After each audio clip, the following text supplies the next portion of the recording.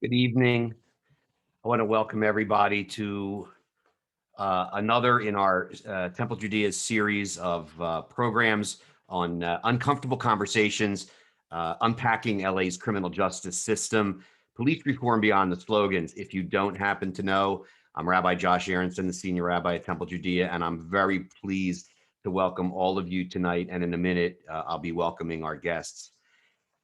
We could not be having this discussion at a more difficult and appropriate time to have a difficult discussion, an uncomfortable conversation about the criminal justice system in Los Angeles and of course across the country.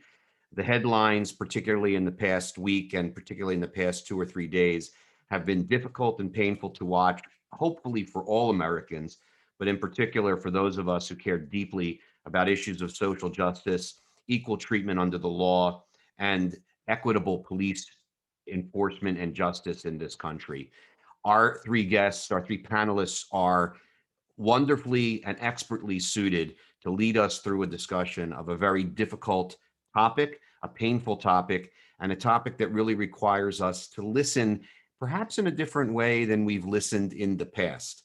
And I want to emphasize that listening to what our panelists have to say could not possibly be more important. Listening not with an eye toward what question I'm going to ask, but listening with an open heart and an open mind towards something you might learn that you don't yet know. And I think in that way, we'll be able to have the most fruitful conversations and establish the best groundwork that we can. Our last conversation focused upon the history of policing and criminal justice here in LA, and it helped us to see that the relationship between the criminal justice system and communities of color continues to suffer from a serious deficit of trust. And the headlines today and yesterday, and almost any time in the past several years, have proved that to be quite true. Tonight, our panelists share a wealth of experience to help us understand more about police reform, specifically in Los Angeles. And I'd like to introduce our panelists and offer some brief bios. Firstly, I'd like to welcome Connie Rice, a distinguished lawyer, author, and public intellectual who is renowned for fighting systematic injustice and advancing multiracial democracies. In her work as a lawyer, Ms. Rice has won over $10 billion in lawsuit damages and policy changes that expanded safety and opportunity for millions in poor neighborhoods. Rice's advocacy has earned her over 50 major awards and prompted Los Angeles Magazine to call her the voice for LA's oppressed. Ms. Rice is a graduate of Harvard College and also the New York University School of Law. She's a former clerk at the United States Sixth Circuit Court of Appeals. She served for 9 years as the Western Regional Counselor for the NAACP Legal Defense and Education Fund and co-founded the Advancement Project and the Urban Peace Institute. In her most important work outside the courtroom, Ms. Rice galvanized the police community and government to transform inner city policing and end the gang homicide epidemic. Chief Charlie Beck, LAPD Chief Charlie Beck, calls Rice the conscience of the city. We also want to welcome Dr. Earl Suthers. Dr. Suthers is a former FBI special agent, and he's a professor of the practice in national and homeland security and director of the Safe Communities Institute and Homegrown Violence Extremism Studies at the University of Southern California Saul Price School of Public Policy. He was President Obama's first nominee for TSA Assistant Secretary, and he was Governor Schwarzenegger's deputy director for critical infrastructure of the California Office of Homeland Security. He served as an assistant chief of Homeland Security and Intelligence at the LAX Police Department, a police officer with the Santa Monica Police Department, and a member of the FBI SWAT. Dr. Suthers is a visiting professor at universities in France and Israel, and he earned his undergraduate degree from Brown University, and he holds master's and doctoral degrees in public policy from USC. And finally, it's a great honor to welcome Deputy Chief Emada Tingirides, a native Angelino who spent most of her youth in Watts and Southwest Los Angeles. Following the civil unrest of 1992, Chief Tingirides decided to become a police officer and serve the city that her family has called home for generations. After serving in various roles throughout the city, she had the opportunity to serve as the officer in charge of the Community Relations Office of the Southeast Area Community Police Station, where she worked to bridge the historical gap between law enforcement and the community it serves. In 2011, Chief Tingirides was selected by then Chief of Police Charlie Beck to work with Connie Rice on the advancement project on the creation, implementation, and coordination of the Community Safety Partnership Program. While serving as a police officer, Chief Tingirides has earned bachelor's and master's degrees, and in 2015 was named the Public Official of the Year by Governing Magazine, and she was a distinguished guest of First Lady Michelle Obama during the 2015 State of the Union address. As Deputy Chief of the Los Angeles Police Department, Chief Tingirides currently serves as the commanding officer of all 9 Los Angeles Community Safety Partnership programs. It's a great privilege to welcome all of our panelists and to turn over the moderation for this evening to my colleague, Rabbi Eric Rosenstein. Thank you so much, Rabbi Aronson, for introducing our guests and getting our evening started. Thank you all of you who are joining us this evening. I'm grateful for the Temple Judea community and our lay leaders on the Racial Justice Initiative, to David Altschul and Barbara Roscoe-Graff, along with Carol Carter and Jim Grant, who really helped this evening come into being. So much of the racial justice work we do is rooted in education and opening ourselves to histories and stories we did not know, with the hopes we might be changed in hearing from our panelists and the diverse expertise they bring. To those of you joining us, whether you are members of Temple Judea or call yourself members of other communities throughout Los Angeles and beyond, we welcome you. We're so glad you're here with us this evening. As we hear from our panelists, please feel free to ask questions of them by typing them in the chat.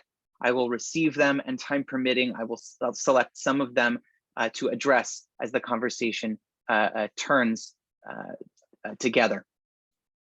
As Rabbi Aronson was alluding to, this conversation comes in an auspicious or inauspicious moment, depending on how you want to look at it.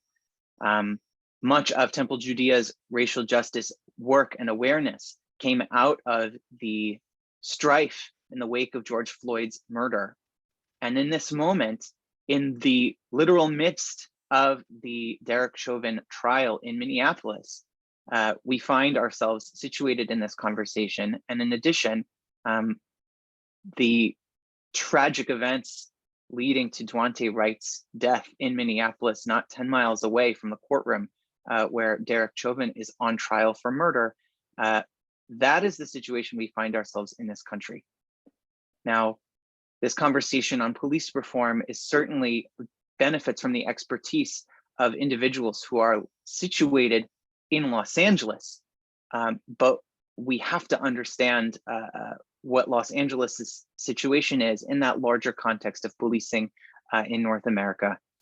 So Chief Tingirides, Connie, Dr. Suthers, thank you for being with us. I'd love to start our conversation by asking you to share from your perspective, what is the state of affairs in policing as you see it? And that will allow us to open up into directions of where we're going to reform and what we need to know. I think, Connie, why don't we start with you? And we'll make sure you're unmuted.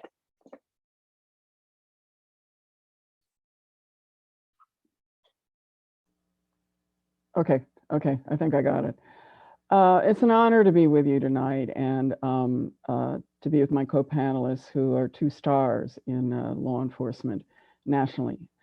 The state of American policing in urban centers, in ghettos and barrios is broken. I think we have a system that is doing what it's designed to do.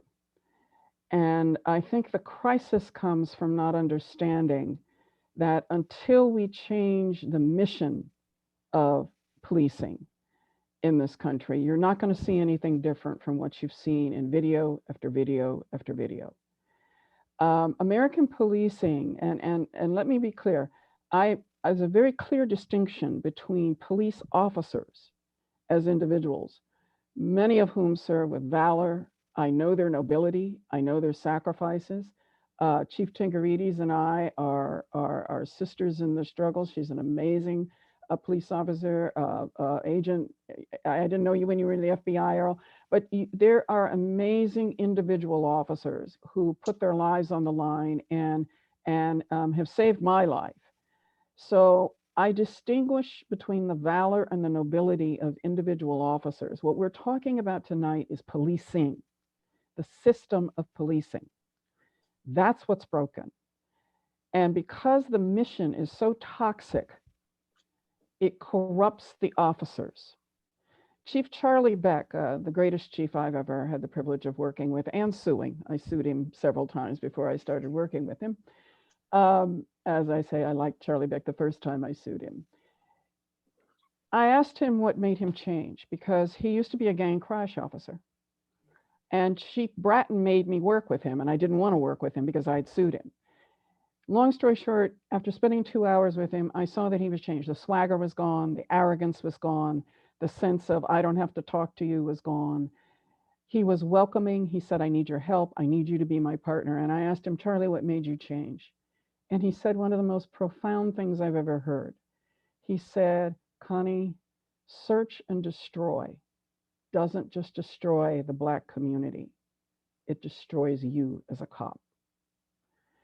He captured the inherent corruption in what we do in the inner city. We tell our officers, make sure you go into the ghetto and the barrio and you make sure those people stay suppressed and contained in those areas. That's what a ghetto does. It's what it did in Europe.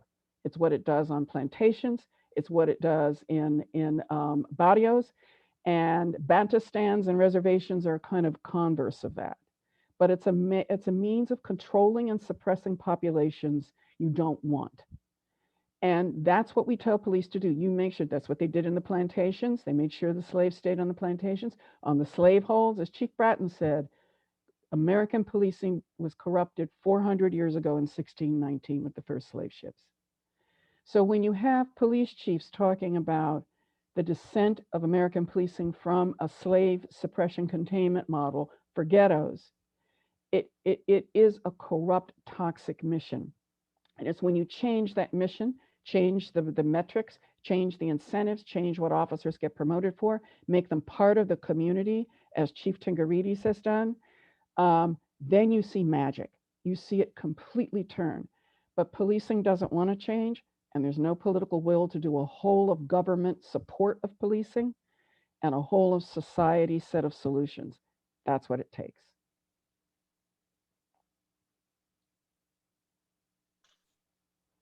Thank you. Dr. Suthers.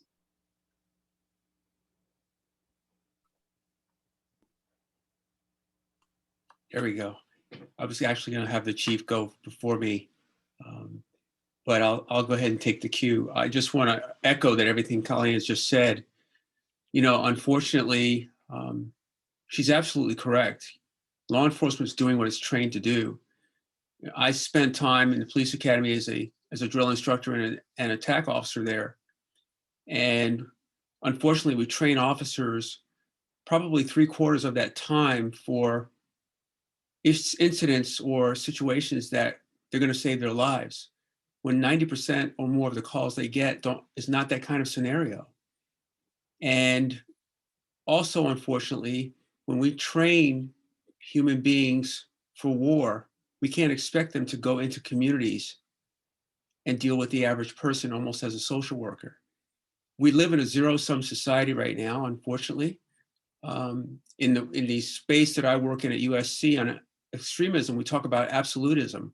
Well, there's no country that's experiencing that more now than the United States. It's a zero-sum game. When someone says Black Lives Matter, they hear white lives don't. When someone says Blue Lives Matter or Back the Blue, they hear, you know, you don't like the police.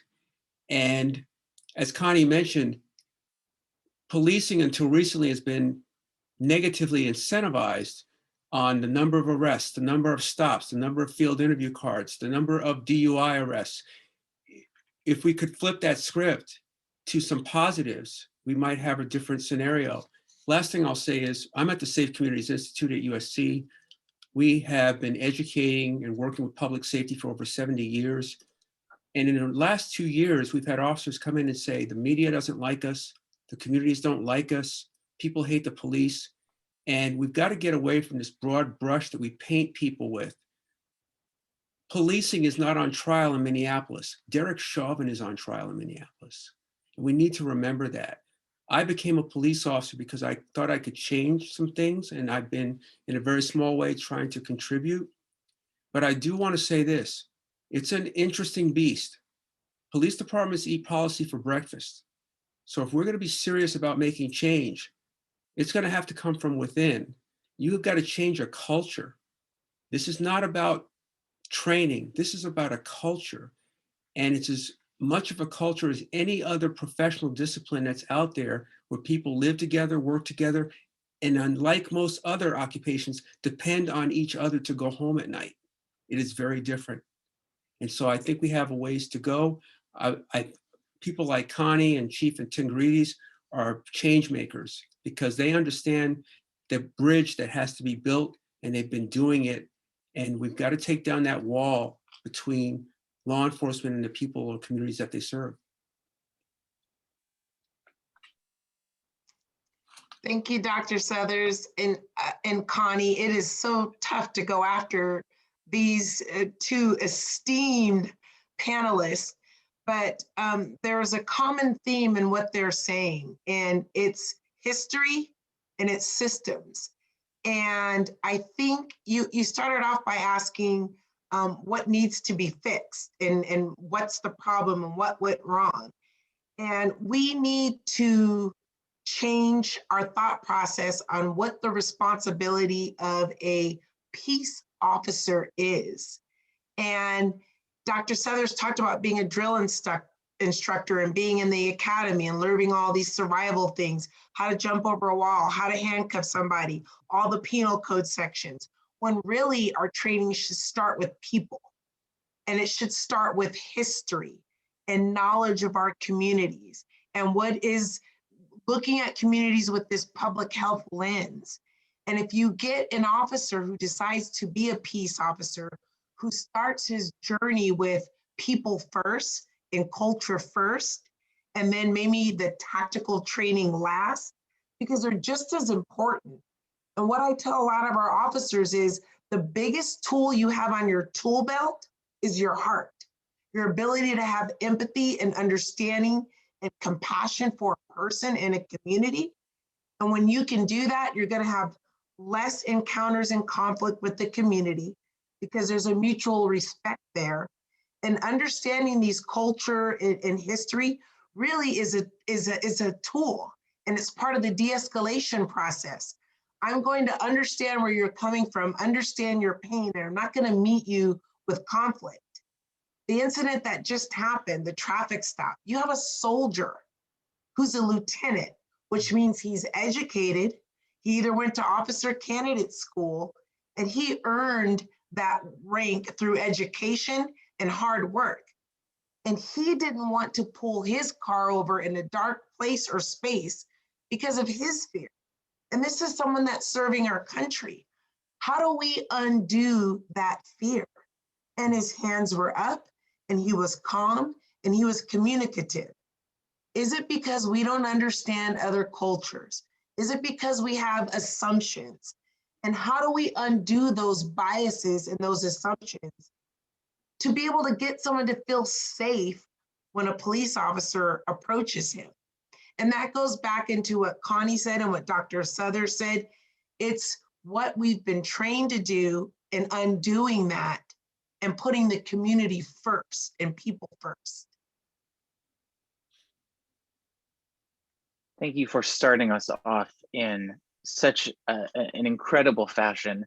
What I appreciate about what each of you shared, right, is each of the three of you are speaking about change and a fundamental shift of the mission of policing.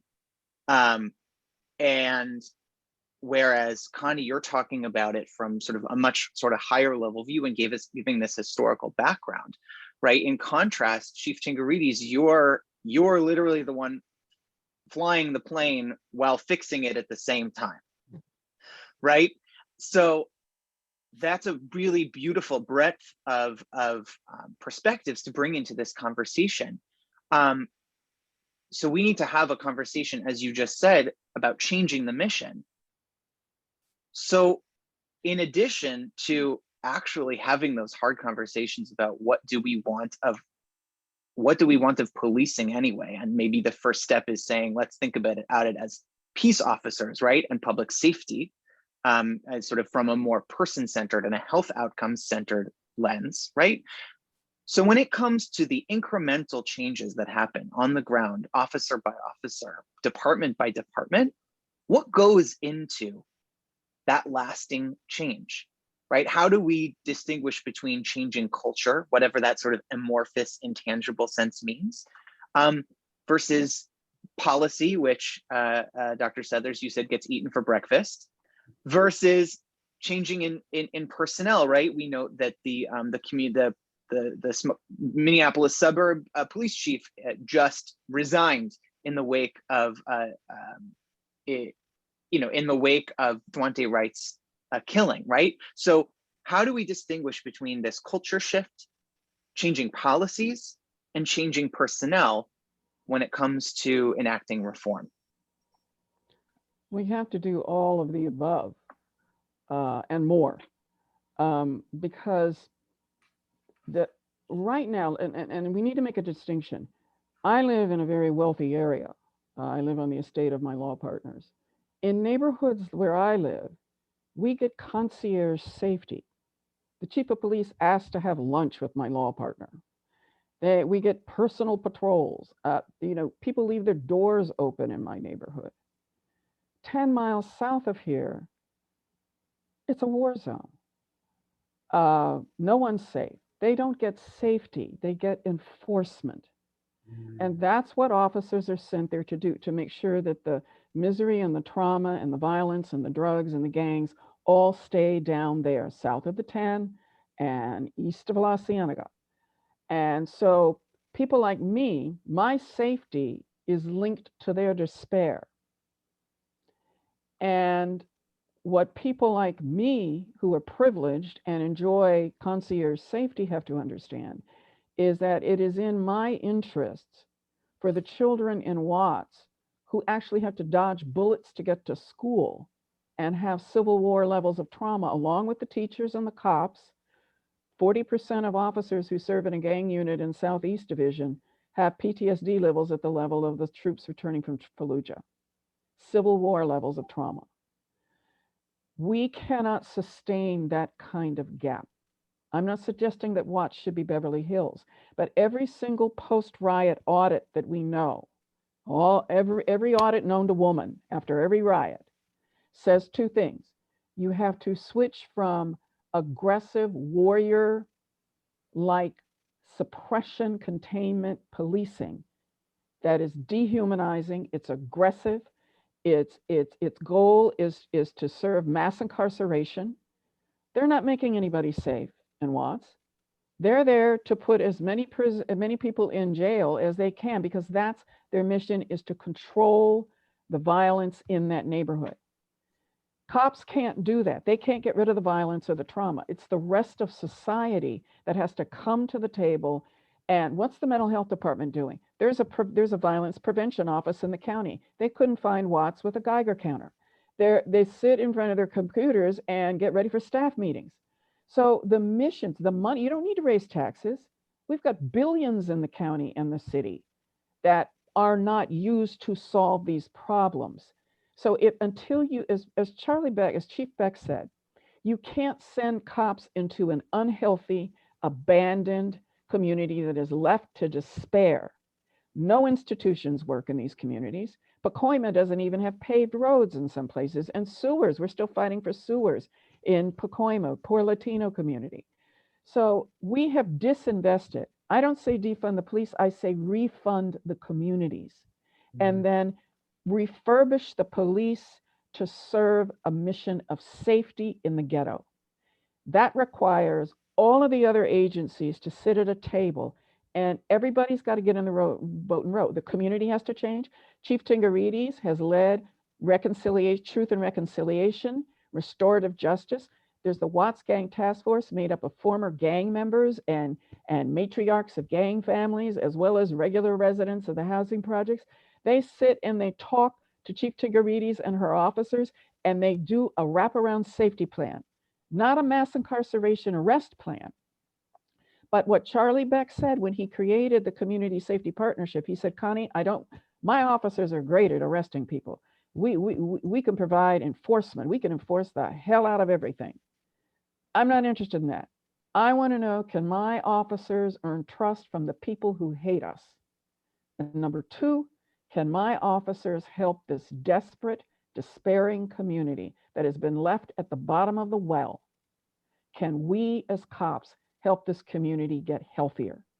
Because if you send police into an unhealthy, desperate, violent community, both the community and the police will fail miserably. And that's what we do every day.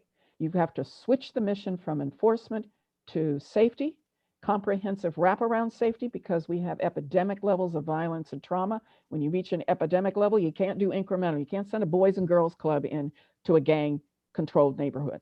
You've got to do, we have to do what you have to do in war-torn Civil War areas. Comprehensive wraparound public health strategies, which is what Chief Tingirides leads with the Community Safety Partnership and what Erroll Southers teaches at USC. So we have the solution, and it's been validated. There is actually a study at UCLA, Luskin School of Public Affairs did the evaluation of the Community Safety Partnership. It creates trust, and guess what? It actually reduces violent crime at a steeper rate than traditional enforcement. Who knew?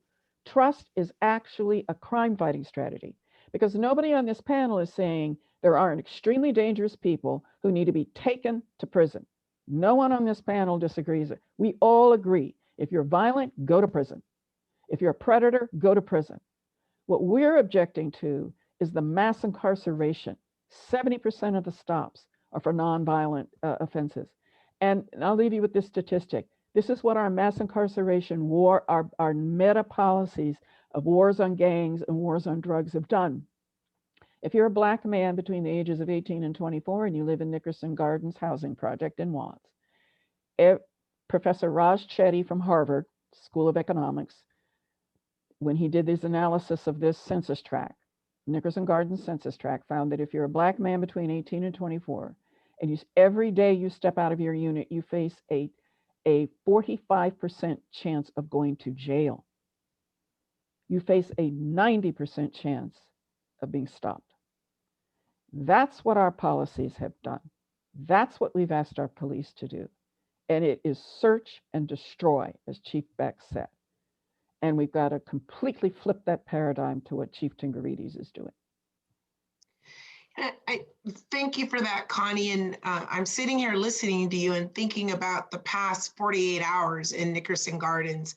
We just had 2 homicides back to back where there were young kids playing on the playground and saw their dad get shot and tried to wake him up. And our CSP officers responded and did chest compressions for 9 minutes.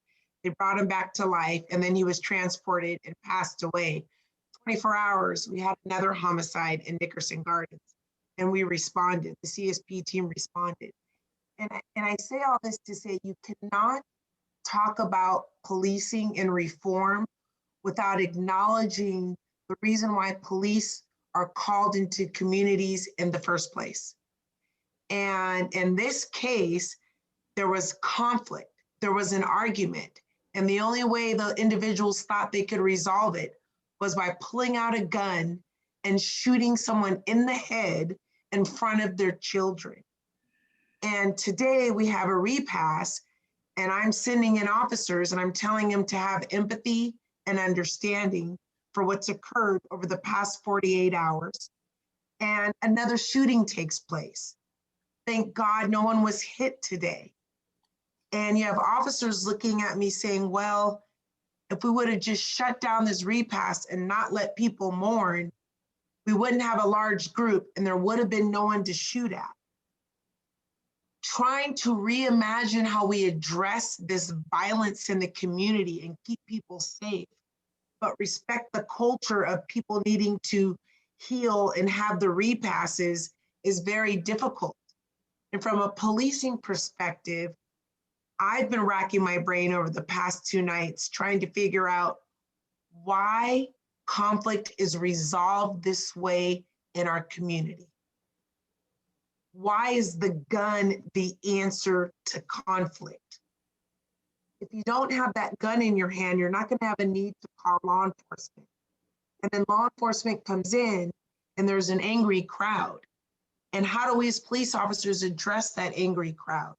We get on our helmets and our batons and push people back when they're hurting and crying because a loved one died.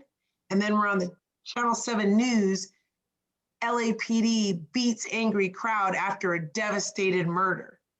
And so changing that mindset of how we respond and understand the conflict and what took place is a huge part of the Community Safety Partnership Program. But also looking at the root cause of that violence and partnering with this wraparound approach so that we don't have to respond to incidents like that. We can talk about changing law enforcement and our culture and how we work in communities, but we can't have that conversation without talking about the root causes, the systemic issues, the lack of economic development, and the ownership on our city partners to help make the people in our communities whole. And when we can collectively look at policing and look at our systems and bring economic development, peace ambassadors, having people have this capacity within their own community to address issues so that law enforcement doesn't have to. Those are some of the ways we have to reimagine public safety and not put it all on law enforcement, but collectively look at our social systems to help make the change in our communities. I'd just like to echo the comments by Chief Tingirides and Connie and applaud them because they were so far ahead of the curve with understanding that effective officers are officers that are invested in the communities that they're working in. And people who are with us today attending this forum may not understand that. I know under you, Chief, that those people are committed for an extended period of time. Unfortunately, in most departments across America, the demographics of the departments don't reflect the people they serve. That's a huge problem. And many people who are in departments have never encountered people of other cultures, ethnicities, religions at all in their entire lives until they become police officers. So that's an incredible problem. I think that they've got to do a better job. Law enforcement has to do a better job of recruiting. I'm one of those folks who I agree with Connie. It's not defund the police, it's refund the community. And I'm one who is a product of a PAL program in New Jersey, where I was around police officers. If you only see law enforcement when there's trauma and tragedy, that's the only perception that you have. And I think the future of law enforcement are some of the young men and women I see who come from those neighborhoods. They're going to respond to these incidents in a very different way because they've seen it their entire lives. And I'm not talking about neighborhoods that may be socially, economically deprived. I'm talking about any kind of neighborhood. If you're from that neighborhood, you're going to respond differently. The one thing police don't have the beauty of or the courtesy of, as we make fun of our colleagues in the fire department about sitting in lazy boy chairs and having nice meals, we don't get to triage calls like they do. When the fire department responds, they know everything about that victim. If it's a paramedic run, when they get there, they know exactly what they're going to deal with. Police officers get called to everything, everything. That's a huge problem, and communities are changing now. As I said previously, there's a huge percentage of calls, and I'll just say it this way as candidly as I can. Not every call requires a stranger with a firearm to show up, but that's what you get when you call the police. And what I'm looking at now, especially with last night's incident in Minneapolis, where I spent a lot of time, police, on the other hand, also are going from 0 to 60 in 2 seconds for incidents that's not required. And so we've got a lot of issues here. And it comes down to what Connie said. It's a matter of trust. And it comes down to what Chief Tingirides said. I'm going to pull to a safe area at a gas station under a light because the police are stopping at me and I may not be safe. That's where we are today. So we've got a lot of work to do, but I'm going to go back to the basics. Always remember the human element. That's what makes up departments. That's what makes up communities. And until we address the human element of policing, policy and consent decrees, as effective as they may be on the outside, we've got to start screening and selecting the right people. We have to monitor them along the way. And when they're not supposed to be there, as I've always said, not everybody can do the job of policing, and they should understand that. Unfortunately, in many communities across the United States, policing is a default occupation that people fall into, and they shouldn't have the authority to discretion or the discretion to use deadly force when they want to. I think that So- something that's really important, following on what Emada and Erroll have said. The training and all of the Christopher Commission report, the McCone Commission report, we've got 55 years of reports that address the formal culture and tactics and strategies of policing. But policing is about the informal culture. That's what controls. And what you see in the informal culture is the cynicism that's born of a mission that cannot be accomplished. We tell cops, go solve all the stuff in the ghetto. Just make sure it doesn't reach my neighborhood. And we don't want to know about it until it shows up on a video. And then we get concerned when there's a riot. But up until that point, we are perfectly happy to send police officers into desperate conditions. We leave these poor children in these areas where no institutions work. There are no grocery stores. All of the stuff that we all know happens in a ghetto. Nothing works. The contract with government has failed. Institutions fail. They are failed states. And we send police in there to contain and suppress it, not to solve it or fix it. And as long as we're safe, we're happy to let that dynamic continue. So that's the political conundrum. There's no political will to actually do what's required because government, all of the other agencies of government would have to change, not just cops. Community dynamics and behavior have to change. There has to be a completely different mission, and everybody's got to get in the boat and row together. That is not what we do. And the informal culture says to cops, we're sending you in to an area that can't be fixed, and we're going to hold you responsible for containing and suppressing this stuff. And you're not going to get promoted unless you can show how many arrests you've racked up, how many stops you've racked up, how many kids you've sent to juvenile jails. The incentives are so negative and toxic.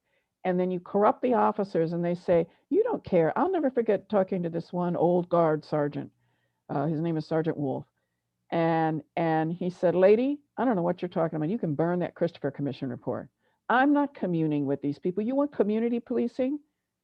You can go to hell. You don't want these people in your neighborhood. You won't even give them schools. You won't even give them health care. You do not care about these people. So don't ask me to commune with them because you've sent me in here to make sure they don't come to your neighborhood.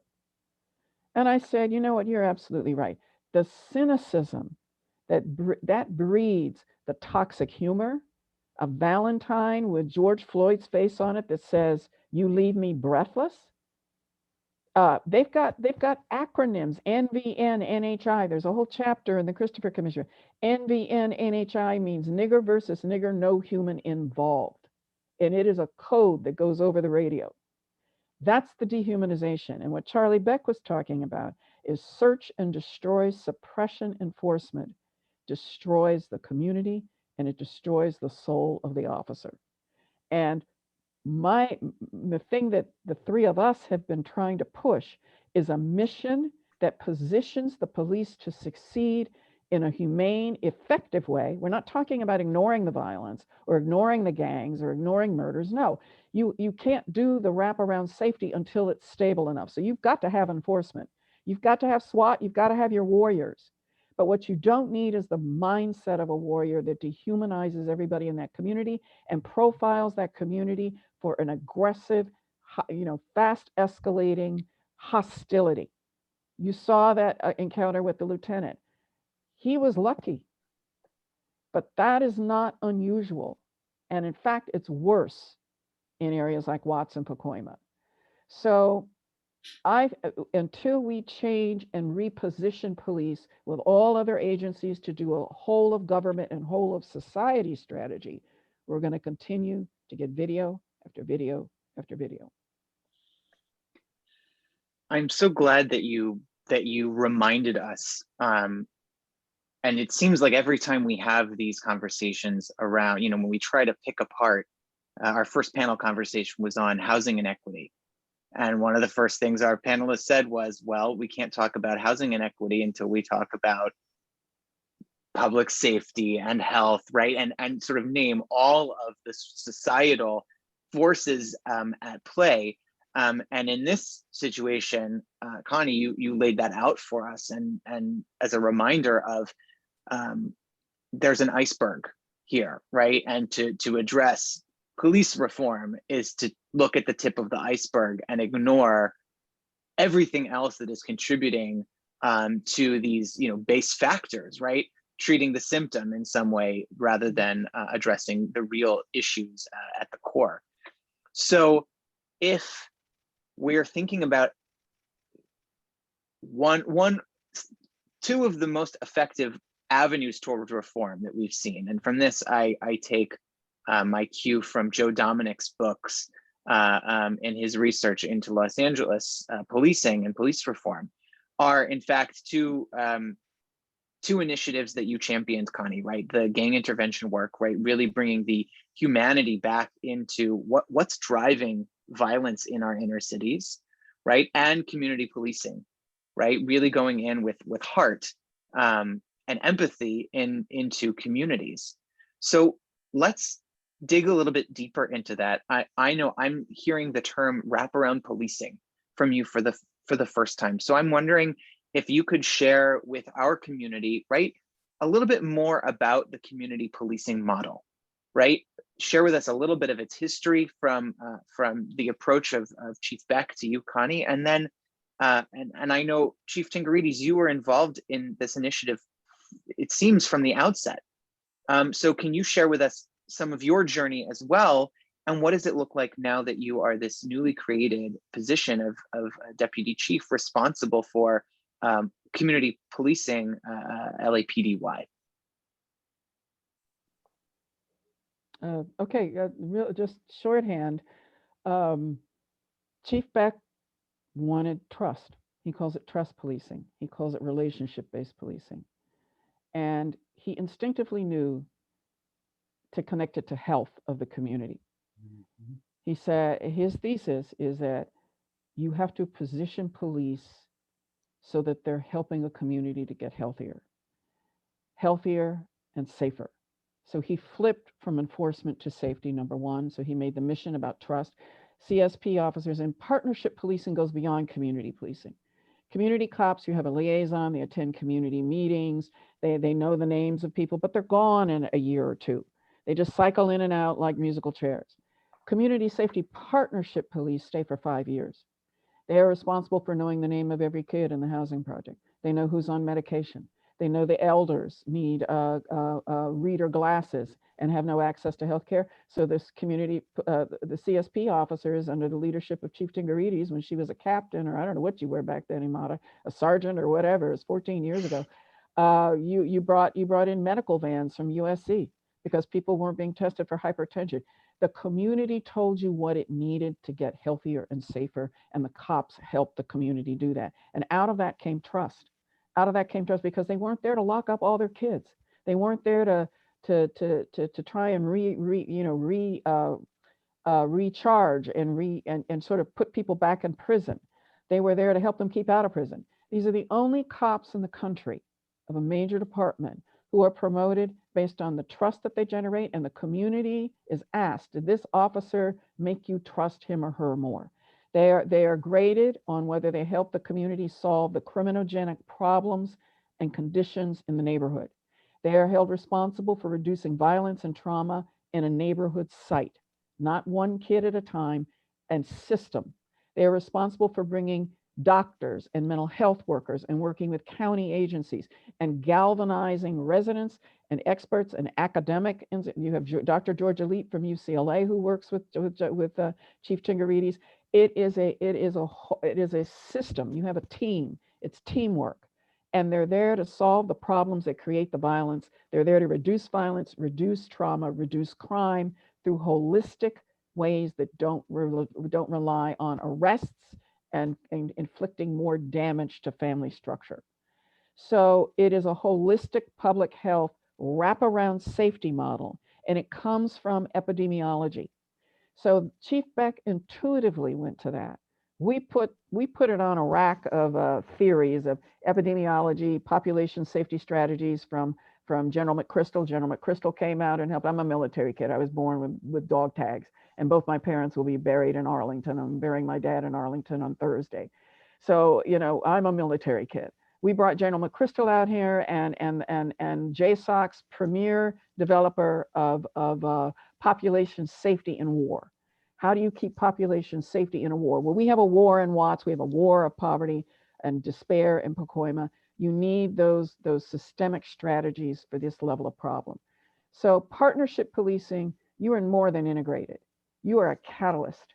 You are a galvanizer, and you are organizing that community to produce health and well-being and reductions in violence and trauma. It is a radical vision. When Chief Beck said, I want to know, can my cops make this despairing community healthy? That is radical. That is the level of thinking that you have to change the mission and reposition police to succeed with these poor communities. And once the community is stabilized, guess what? They start bringing in, they start they start asking for resources. They start asking for programs. Once you take back the pools and the libraries and the public housing hallways and the school hallways, you take the gang control out of that without arresting the gang members, and you convert them into peacemakers. They go from predators to peacemakers. That's what gang intervention is. And guess what they do? They keep the fire engines safe. They keep the hospitals safe. They created a protocol to make sure that the gangsters who were assassins didn't go into the ER and shoot up all the doctors. We used to have emergency room people shot up when an assassination didn't get done. That doesn't happen anymore because we have a professional corps of former gangsters who are paid by the city, and they have an academy with a faculty, okay? And they train each other and how to undo the mayhem that they created in their community. And guess what? They stop the retaliation shootings.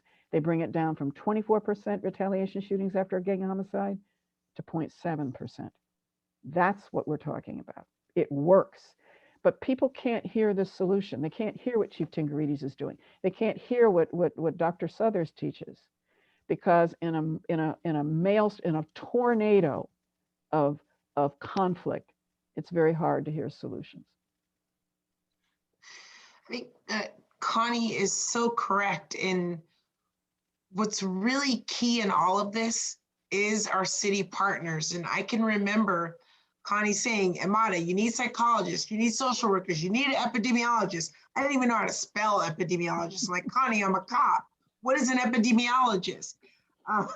But just allowing ourselves to be open and understand. And I think what's so unique but critical as we talk about reforming is law enforcement being open to outsiders. We do so good at putting up the yellow tape and saying, get back, none of your business. We'll tell you when it's time. Being willing to work alongside Urban Peace Institute, USC, UCLA, the Advancement Project, to allow them to go into the community and ask the community, not law enforcement, but doctors, psychologists, experts in this public health field to say, what's lacking? What do you need? What can police do to help work alongside of you? And then for law enforcement to say, great. I know when we first started our CSP sites, the Advancer Project, and then it became the Urban Peace Institute, went out and they developed these site assessments. And they said, if you want to make this work, here is the blueprint for the community you're working in. And then we trained officers for a month on that blueprint. They got to listen to the community's thoughts and feelings. We brought in gang members who sat in front of them and said, I don't trust you, I don't like you, and here's why. We got training on policing the teen brain and why humans and teenagers react the way they react.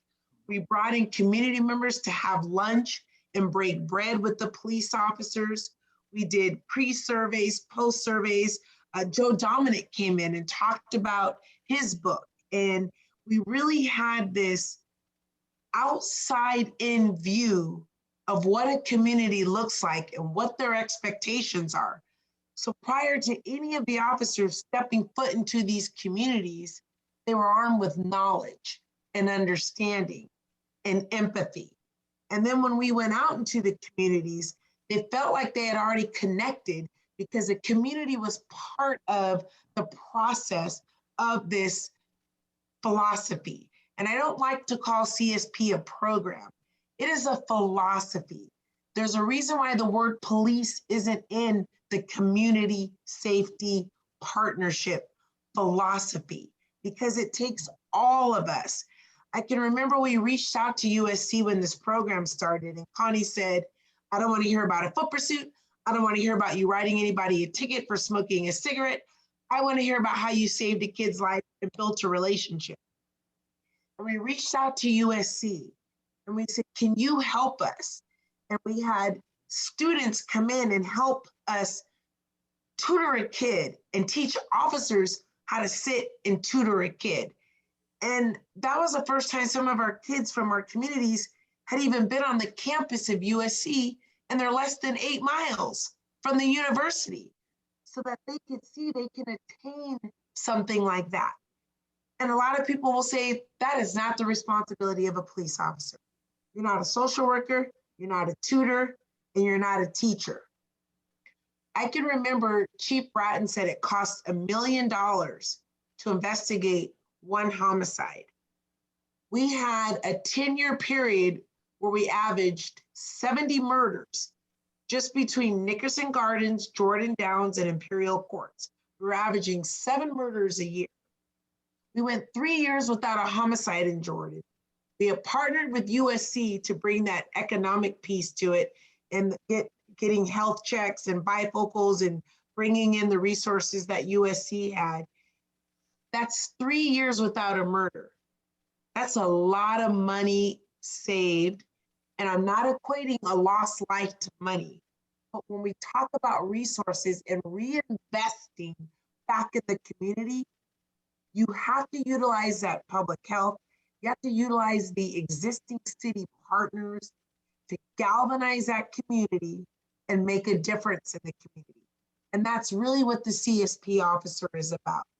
Building those relationships, understanding the history of that community, knowing how to access resources and partnering with Dr. Suthers, and also education, educating our leadership, my lieutenants, my captains, my sergeants, the opportunity that USC provides for our officers to go in and get their bachelor's degree or their master's degree through SCI, and getting that training and that education on those components is really how we'll make change in our communities and change the lens that officers have when they go into policing, with an understanding that I'm going in as a peace officer. My job is to build relationships and trust. I should be educated, and I should work alongside of the people that are also a vital piece of the community that I'm working in. Chief Moore has stood up the first Bureau of Community Safety Partnership, an entire bureau, and Chief Tingirides heads that bureau.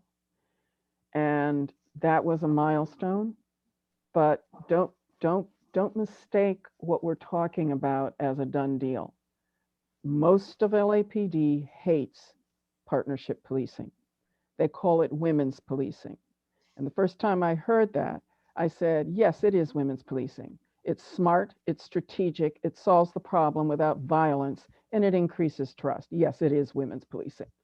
So there's a real hostility, the misogyny in the rape culture in the military, and you have its counterpart in American policing.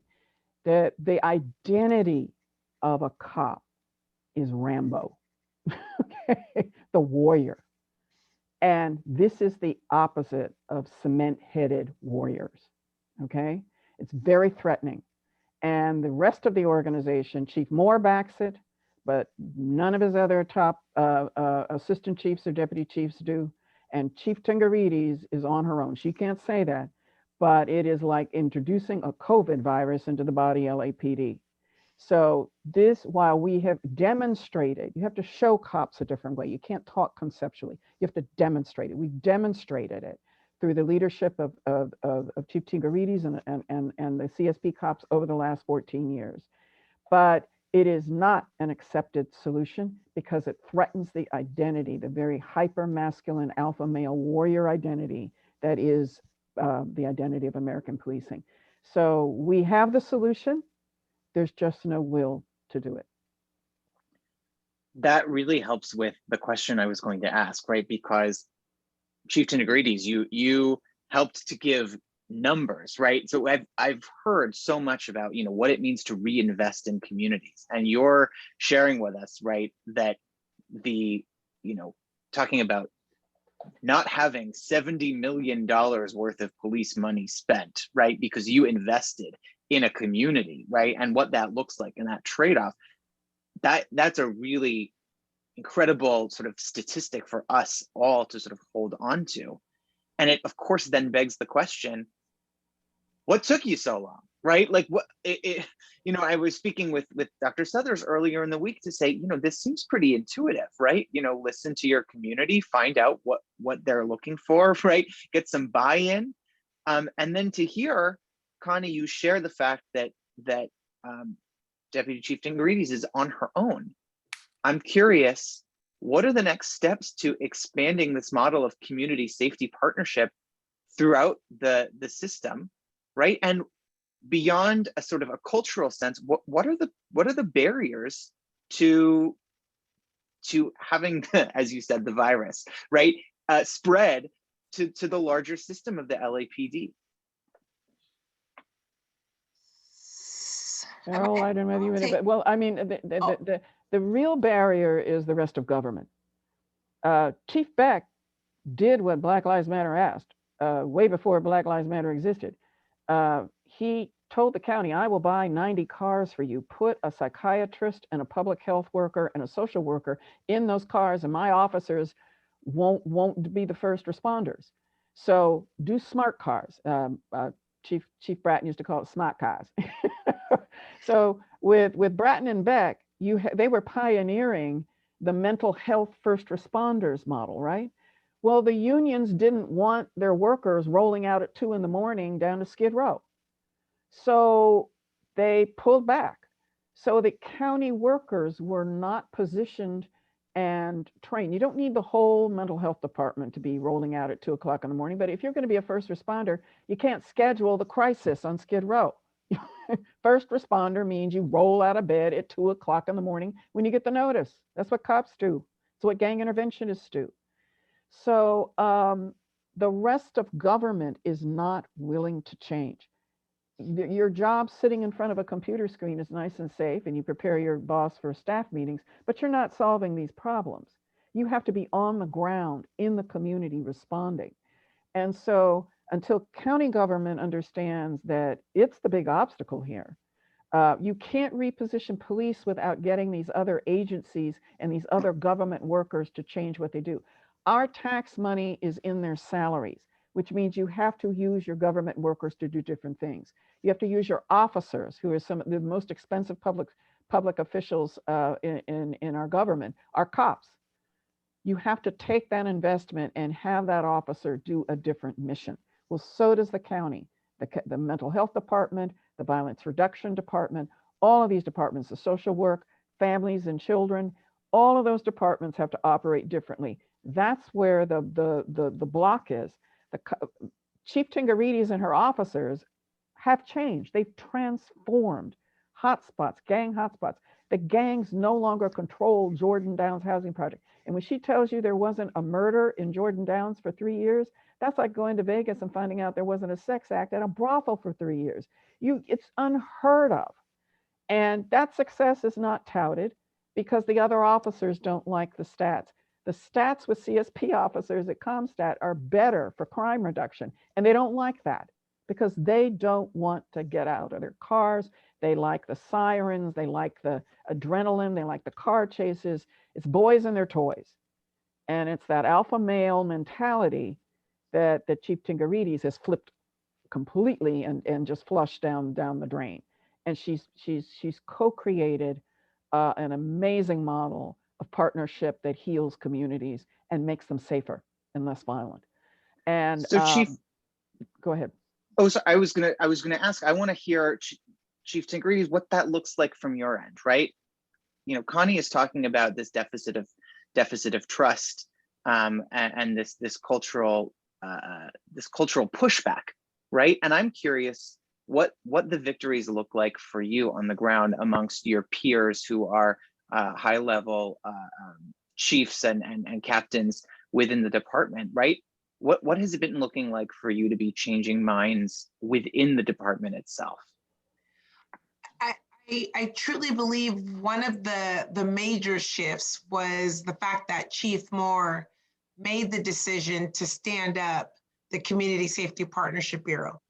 And he did that, although the program has been in existence for 10 years, he did that after really reading the UCLA study and taking to heart the recommendations. There were 45 recommendations that came out of that UCLA study. And the study said, although trust was built and relationships were built and crime was decreased, we had a long way to go. And part of that is institutionalizing this throughout our organization, ensuring that the fidelity to the model of this type of philosophy is infused throughout our department, and also ensuring that other captains and commanders and chiefs understand the core components of this public health approach and not altering from its initial purpose. And the Bureau, my job is to, one, answer every single one of those recommendations. For us as a law enforcement agency, to take those recommendations to heart, not just put it on a shelf, but read them, listen to them, and attempt to implement every single one of them is part of a culture shift. It's part of us really being open and listening and understanding, and then working alongside of our research partners to get it right. And so my goals right now as the Bureau Chief is to answer every single one of the recommendations, to get the training that we went through in conjunction with Urban Peace Institute, the GRID office, and our nonprofit institutions, to get this training post-certified so that any law enforcement entity across the country can take the Community Safety Partnership Program training, not just utilizing their internal officers, but external partners. Getting a manual. We've been doing this policing for 10 years. However, we've had Honduras, folks from England, from different law enforcement agencies across the state ask, how do we implement this? How do we do this? Well, standing up the Bureau gives me the opportunity to ensure we get a manual written. And that manual is not necessarily going to talk about the do's and don'ts, but the what. What is truth and reconciliation? What is partnership policing and engagement? And what is having a public health lens approach in policing? And solidifying that. And then taking some of those core components, the post-certified training, the manual, the surveys. We are doing surveys, community surveys, not the LAPD, but outside entities and organizations and community members themselves who are going out in the community and asking, do you like this type of policing? what is lacking in your community, and taking that community voice, that feedback, and then altering how we work within the community. So all of that is what my goal is right now with the Bureau. We do not intend on adding additional CSP sites. Over the next year, it's really following the guidelines of that survey, that UCLA evaluation, ensuring the fidelity to the model and the expectations of this type of policing, listening to the community and altering our response, and then embedding this throughout the organization of the LAPD. Chief Moore made it a bureau. That means it's important. Getting that out to our captains, our commanders, and working alongside of them to infuse this type of policing model is what I will focus on over the next year to 2 years. So you've shared this idea of like what it means to create a beachhead, if you will, of a group of police officers who work under a different set of incentives, right? Being evaluated on what does the community look like and feel like as a result of your having been there, as opposed to how many arrests did you make, right? How many citations did you file? I'm curious, as you are, and this in this first chief position, right, of this bureau, right, as you're thinking about watching this philosophy and helping to have it disseminate throughout the system, what does that mean for the way that we screen, select, monitor, right, support peace officers who are not explicitly members of the nine bureau, right, the nine groups with it that encompass your bureau? And I wanted to make sure that we brought Dr. Suthers back into this conversation too, to be able to answer that question of what does it look like for the rest of the institution to start to change the model in terms of the incentives that are offered, in terms of what is the measure of success for an LAPD officer? Well, I think that, first of all, Chief Tingirides and Connie have done an incredible job of making law enforcement understand what they have an incredibly terrible time addressing and accepting, is that they don't know everything. This is an education process. And what you've heard from the two of them is how education, looking at the problem from an interdisciplinary lens and having the leadership that has the courage to make the changes, how these things can happen. I can't tell you how many times I have been in the classroom with officers who roll their eyes because the person standing in front of them is not one of their peers.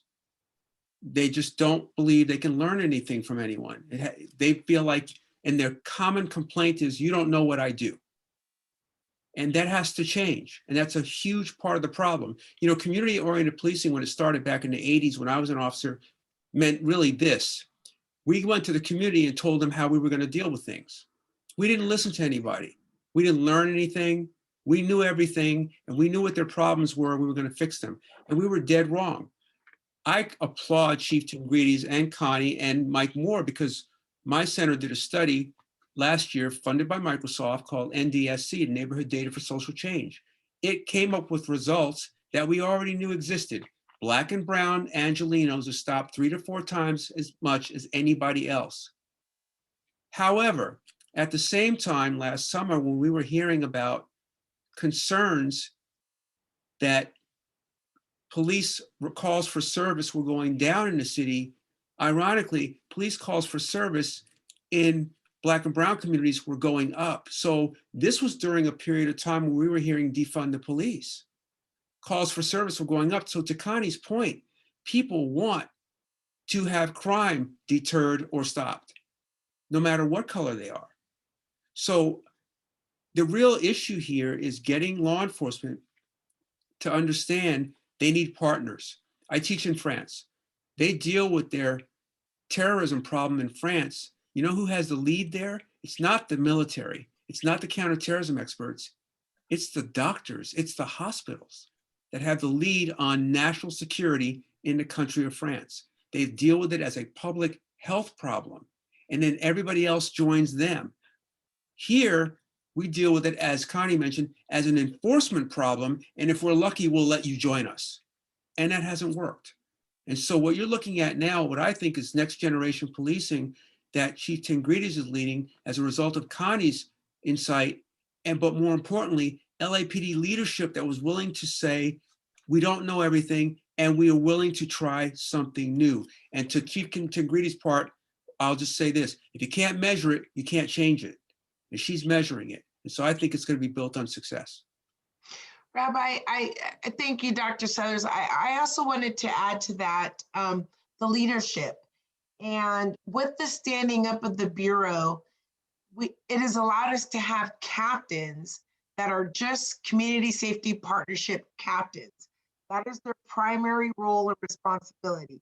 The CSP program at one point fell under the divisions, and that area captain has gang units, detectives, vice, patrol, ComStat, and has such a huge responsibility. And you have to divert your attention in so many different ways and levels.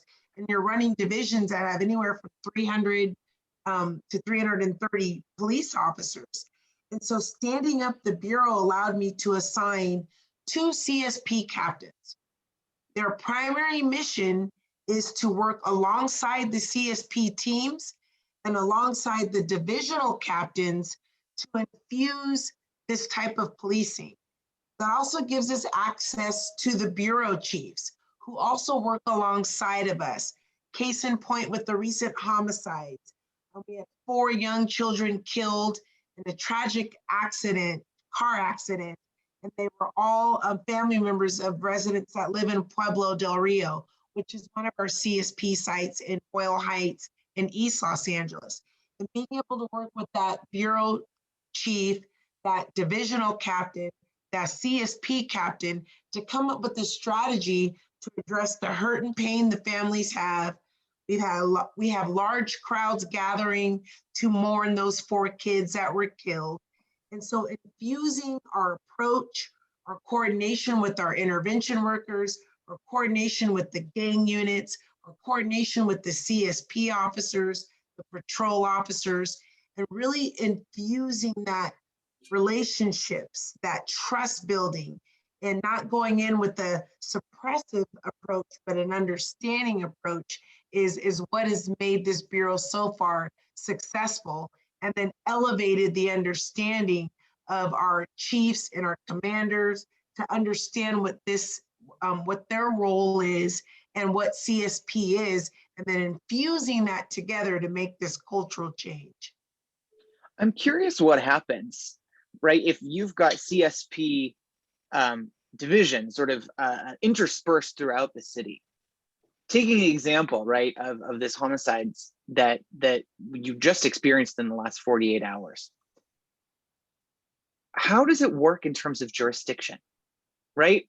Is there a question of, well, when is this the responsibility of the sort of the normal, like location-based divisions in the organizational structure of LAPD? And when does, and under what circumstances does it say, no, this is a CSP initiative, right? I'm curious how the two, sort of a traditional track and CSP track work together, and where there are points of tension and conflict as to which approach, so to speak, should have precedence. So I just went through that today, that your timing and your question is perfect. We had to coordinate with Southeast Patrol Division, Southeast Gangs, because these shootings were gang related, and CSP, who has the relationships and the trust of the community. Those relationships were so strong that a community member told one of our CSP officers who did the murder, and the suspect was apprehended within 26 hours. And so part of this philosophy is utilizing the relationships and the trust that we have in the community, and then working alongside that division and the CSP officers to really have what Connie called is this wraparound structure with specialized units, device units, the gang detail, CSP, and sharing these solutions. I called an emergency meeting today with the mayor's gang reduction and youth development, with my CSP officers, with our community safety advisory councils, and I said, we have a crisis. We have these 2 homicides in Watts. We have large groups gathering in East LA to mourn the loss of 4 children of family members that live in Pueblo del Rio. What is our wraparound strategy based off these 2 incidents in different bureaus? One was Central Bureau, one was South Bureau. We got the bureau commander on the line, we got the captains on the line, we got the CSP officers on the line, we got Grid on the line, the director, Reginald Zachary, and we said, what are we going to do? How are we going to recognize the mourning?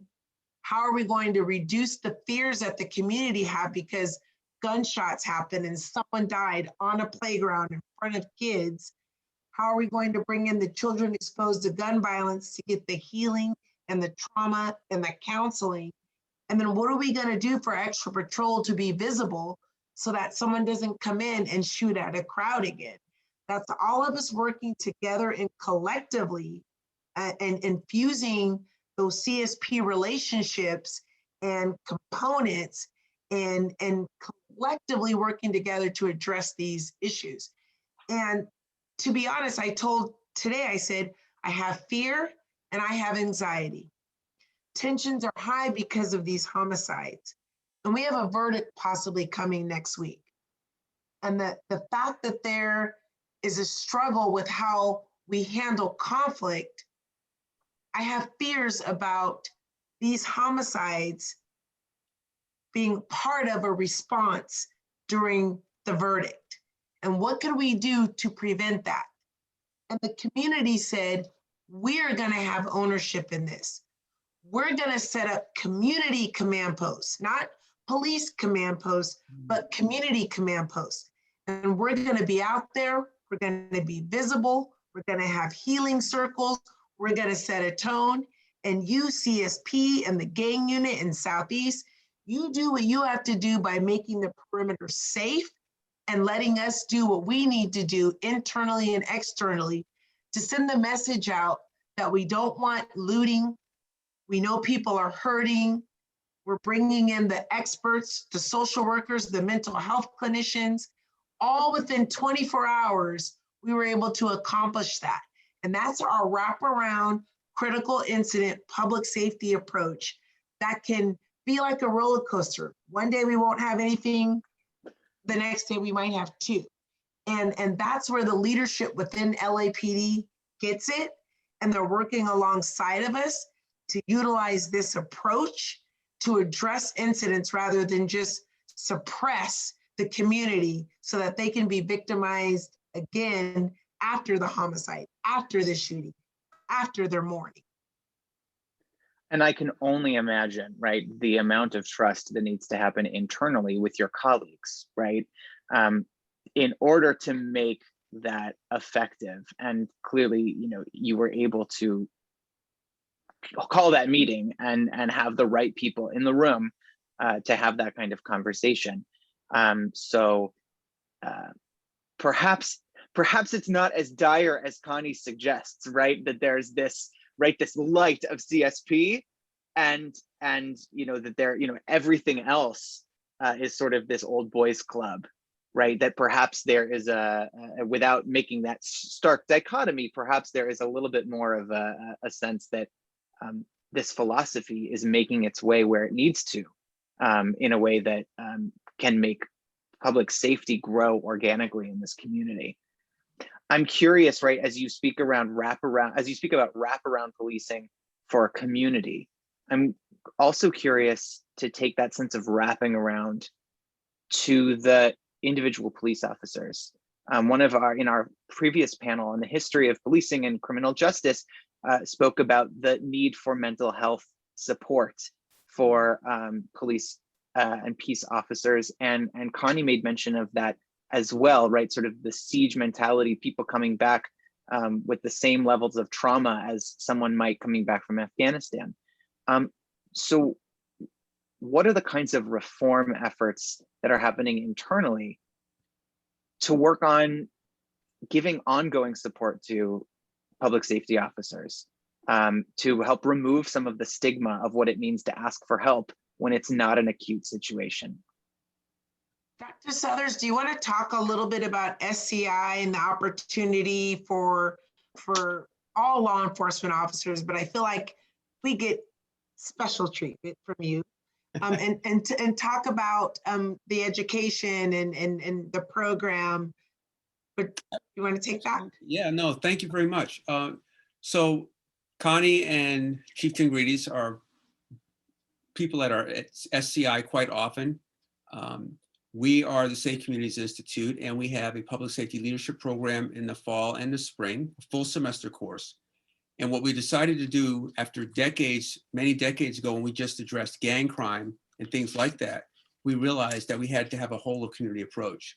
So they come in, and by the way, it's not just officers or public safety personnel, it's firefighters, it's public health, it's private nonprofits, and we work them through everything from homelessness to mental health to cyber crimes, all the way to human trafficking over the course of a semester. But what we emphasize are special populations. And by that, we also talk about law enforcement being a special population with regards to the things that they may need. When you talk about law enforcement, you're not talking about people who are really open to admit that they have some challenges, may need counseling, maybe support. They just don't do that. Other than the military, and Connie can correct me if I'm wrong, I don't think you'll find a collection of more type A personalities than you will in a profession other than military than in law enforcement. And so to sit in a class where they are actually getting educated on a whole diverse collection of disciplines that includes their own self-care and their self-wellness is very important. Last year before COVID, we had an incredible year of police suicides across America. In some instances, people who were going to retire and they were in command level ranks, deputy chiefs. Why was that happening? So while we have the challenges in the community and the people that law enforcement serves, we've got to understand the people that are going there need to be well and taken care of also. And so that is something that we offer. We have an executive leadership program that's a 1-week course in the summer where it's sort of intensive. And then we have programs that are 8 hours and 4 hours, like our conflict resolution and de-escalation. We've got our 2 de-escalation instructors. One is from Austria and works with Israelis and Palestinians back and forth across the border in the Middle East. And our other instructor is from Tel Aviv. We couldn't think of 2 people who know about conflict and de-escalation better than the 2 of them. So it really is a wonderful opportunity. And I'll only end with this. I see more and more law enforcement officers going to get degrees, working on their education. It is very important. I'm really proud of them.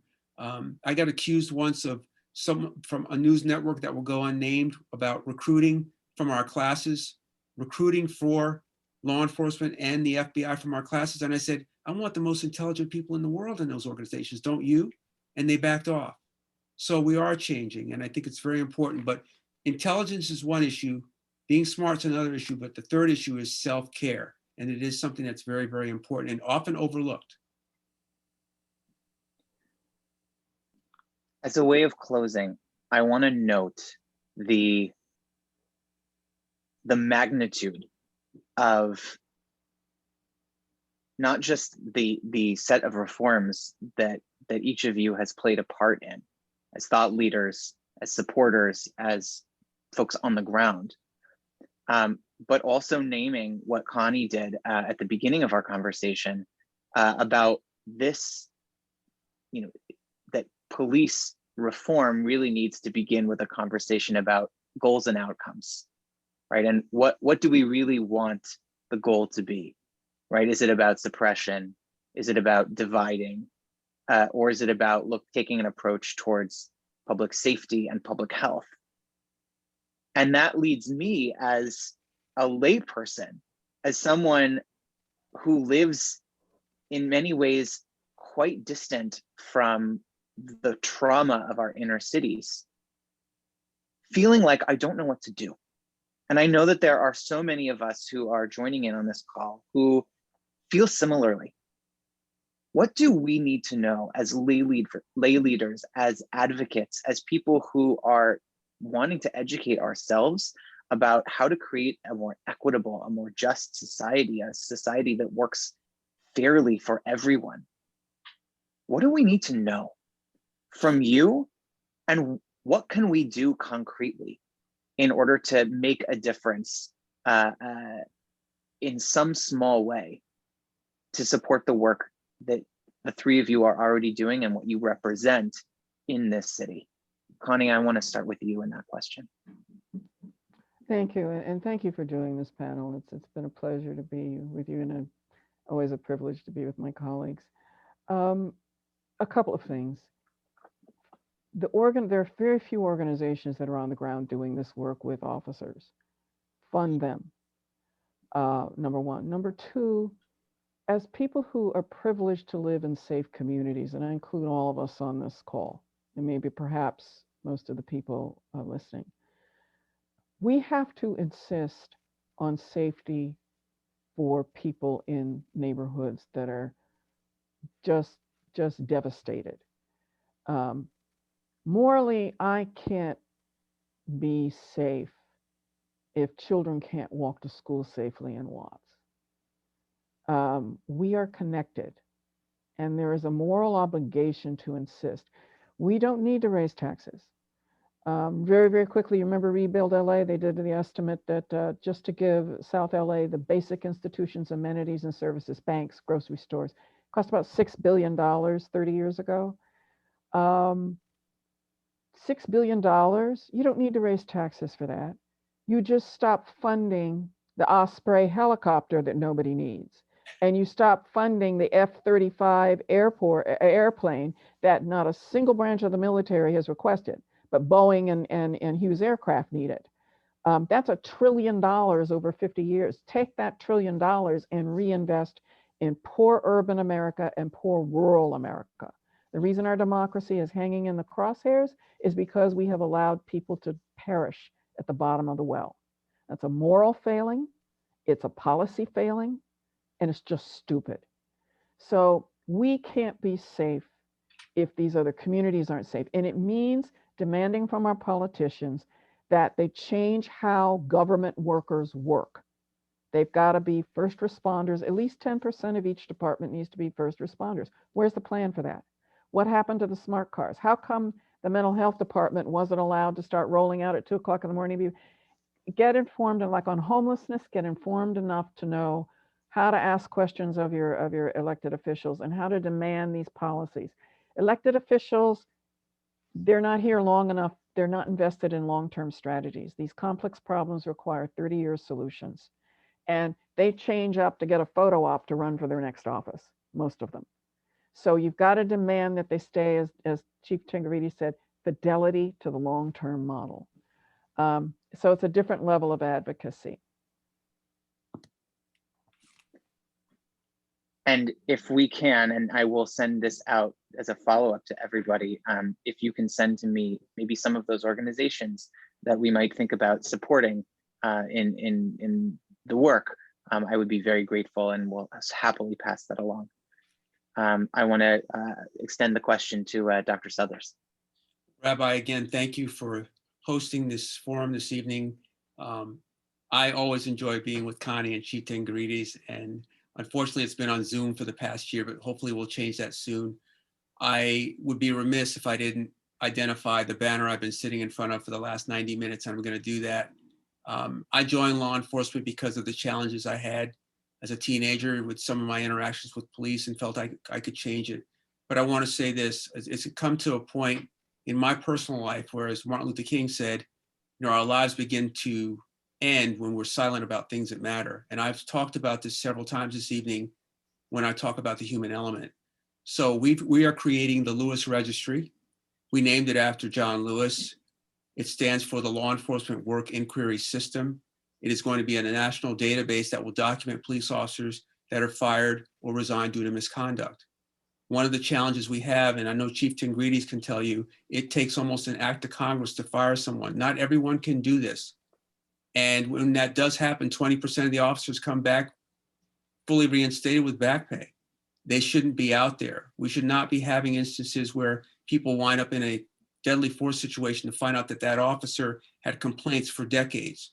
So we are going to be doing this. It's going to be open to the public. It's going to increase transparency. It's going to increase accountability. We're going to have a backside that's going to be a research center, and chiefs like Chief Tingirides will be able to reach out to us on the backside for analyses to identify those problem officers. Is it a certain watch? Is it a certain day of the week that they work? Specialized details, the length of time on duty. What is it, are the causal factors that's leading up to this, so we could start doing some real analytics and some publishing in peer-reviewed journals to identify this problem. So my way and our way to give back is going to be to make sure that we have the best, most qualified, and the people with the highest ethics and standards for respect for other human beings serving in what I think is one of the most noble professions on the planet. And I'm really humbled to have been able to serve. And I wouldn't be here today if I didn't. And Chief Tingirides, tell us how we can support the work that you're doing, the incredible ways that you are changing LAPD. Rob, I want to echo, thank you so much for this opportunity. And I think part of that is having conversations like this and inviting people to the table and allowing them to go outside of their, like Connie talked about, her safe neighborhood, and really opening themselves up to a community 2 to 5 miles north, south, east, or west of them. This is the United States of America. And if we collectively don't come together to address some of the systemic issues and concerns, then we'll never make a change. Martin Luther King stood up for so much, and he stood side by side with people of different races, different ethnicities, and he had a dream.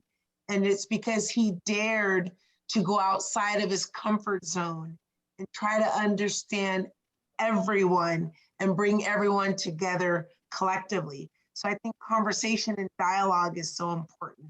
I also think it's so critical at this time with everything going on across this country, with the critical incidents that have occurred with law enforcement, for people to be willing to sit at the table, to not take a side, to be balanced, and have a seat at the table to talk about solutions and outcomes and attempt to understand each other.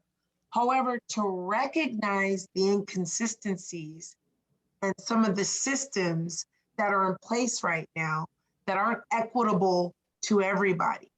And if we can recognize that, but sit at the table collectively and not pick a side, like Dr. Suthers talked about, Blue Lives Matter, Black Lives Matter, everybody lives matter.